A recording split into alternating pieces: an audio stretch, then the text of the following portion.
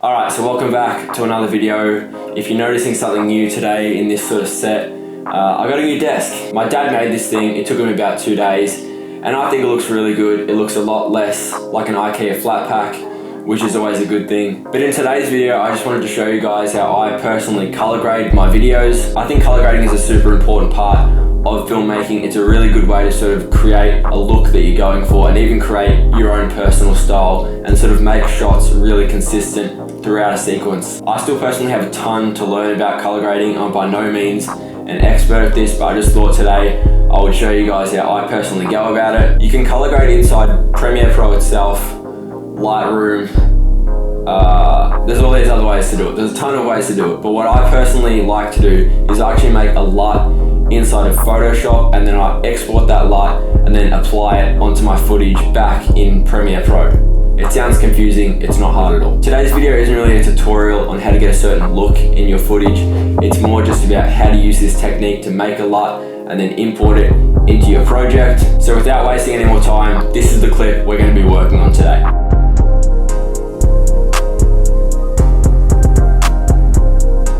So let's hop onto my computer now and I'll show you guys how to do it. Alright, we're on my computer now. As you can see, we've got this new project here. There's only one clip in it. I've dragged that onto the timeline. I've slowed it down to 40% and then just nested it and put a little bit of warp stabilization on it just to sort of smooth it out that little bit. But the first thing we're going to do is come up to this color tab and click on it. You'll see this side panel come up, but all we're going to do is click on basic correction. Like I said before, I'm not going to be going in depth about how to get a certain look in your footage, but all I'm doing here is color correction. What color correction is basically fixing up any mistakes you made while shooting. That could be, white balance, exposure, stuff like that. And then color grading is when you add a more stylized look to your footage. So as you can see here, if I just turn this off and on, I've basically just added a little bit more dynamic range to this image and sort of flattened it out that little bit. Next, I'm going to come down and hit this little camera icon. It's also known as export frame. I'm going to click on that and you'll see this box come up. Basically just name it whatever you want. Make sure your format is a JPEG and you know where you're saving this to, and then hit OK. As you can see here, I saved mine to the desktop,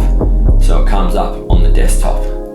Amazing. Next, we're just going to open up Photoshop, which is where we're going to be making this LUT, and then we're just going to open that exported frame inside of Photoshop. And if all goes well, your exported frame will open in Photoshop. So the first thing we're going to do once we're in Photoshop is come up to adjustments and click on that. You'll see all these smaller boxes inside of adjustments, and this is sort of our hub for making the LUT, if that makes any sense. Basically, this has all the tools we're going to be using to make our LUT. We're not going to use all of these, we're only going to use 4, because basically all the other ones don't really apply to us. They just don't make your footage look good. Alright, so the first thing I'm going to add is the curves adjustment. This tool is just allowing us to add some contrast and brightness into the image. I just did a simple S curve. You can't really go wrong with an S curve. And if you're wondering why it's called an S curve, you can see here, if you look at the line, it sort of looks like a really shitty S. It's on an angle. But yeah, you can see if I turn this curves adjustment on and off, it's already made a huge difference to our exported frame. Next up, I'm going to click back on adjustments and then hit hue and saturation. I just played around with these colors until I got it to a point that I liked. I'm going for sort of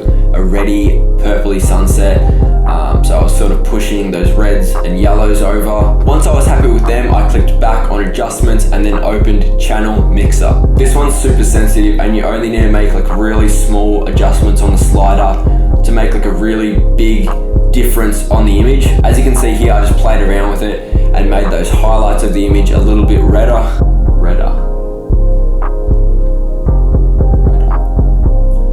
I don't know if redder is a word, but basically I just added more red to the image. Anyway, the final adjustment I'm gonna add is color balance. And again, you guessed it, play around with these sliders and see what works best for your image. It's a recurring theme for this video for me to just tell you guys to play with these sliders, but honestly, that's the only way you can truly sort of understand what they're doing. And in some cases, you might not even have to use the color balance or channel mixer. It just depends on the look you're going for and what looks best. Alright, so once I finished up with that color balance, I sort of took a step back and looked at our image, and it just needed a little bit more of something. And this is the cool thing about making a LUT in Photoshop. You can actually go back and add as many of these adjustments as you would like. So after looking at it for about a minute, I decided I wanted to sort of darken off the sand in the image. So I simply just clicked on adjustments, put in other curves, and yeah, bim bam, problem solved. So once you're happy with it, we're gonna go up to File, Export, Color Lookup Tables. You'll see this box come up,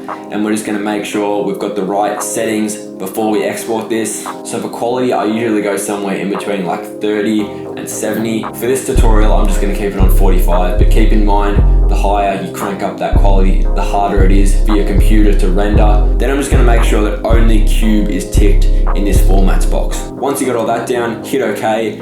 Name it whatever you want and make sure you know where you're saving it to. Then we're going to minimize Photoshop. You'll see I saved my LUT to my desktop, so it's just sitting here. Open up Premiere Pro again and click on this Creative tab. You'll see at the top it says Look. We're going to click on this, go to Browse, find our LUT, click on it, and then open it up. And then like magic, your LUT has been applied to your footage. If you wanted to change something up, you can always click back on this Basics tab and play around with the sliders and get it to a point that you like. But I was pretty happy with it, so I just left it. So that's a super simple, cool way to color grade your videos. A real benefit of this is you have that look in a file that's not going anywhere, so you know you can always reuse these LUTs, send them to people, sell them if you're big enough.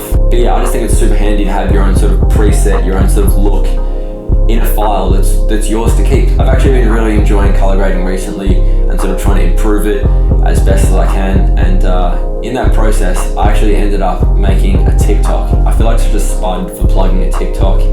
It's such a stupid app, but all I'm really doing over there is just clip dumping a bunch of footage that I've color graded and making some short little sequences out of it. It's really not that interesting, and I'm not a chick with a big ass or a funny comedic, so I don't think my stuff's going to do too well over on TikTok. But if you really like this stuff, I'll leave it in the description. And that's it from me this week. I'll catch you guys in the next one.